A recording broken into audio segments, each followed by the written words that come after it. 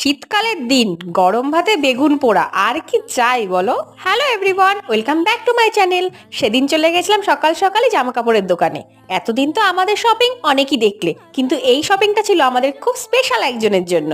আর তার জন্য জামা কিনতে গিয়ে আমি তো পুরো কনফিউজ, মানে এত মিষ্টি কালারগুলো আমার তো মনে হচ্ছিল সবগুলোই নিয়ে আসি। তার পরের দিনই তাকে দেখতে যাওয়ার কথা, আর দিনটি ছিল 26শে জানুয়ারি। তা দেখলাম আমাদের এখানে ছোটদের স্কুল থেকে একটা প্রসেশন বের করেছে, আর সেই প্রসেশনের লাইনে আমার দুই মিষ্টি পুচকে স্টুডেন্টও কিন্তু ছিল। তো দেখো, কথা বলতে বলতে কিন্তু চলে এসেছি পিসি বাড়ি, আর এসে একেবারে সোজা খেতে বসে পড়েছি। তবে হ্যাঁ, পিসি বাড়ি যে শুধু খেতে এসেছি তা কিন্তু নয়, এসেই আগে তার সাথে দেখা করে নিয়েছি, অনেকটা সময় তার সাথে কাটিয়েছি, তারপরেই আমাদের গল্পগুজব শুরু হয়েছে।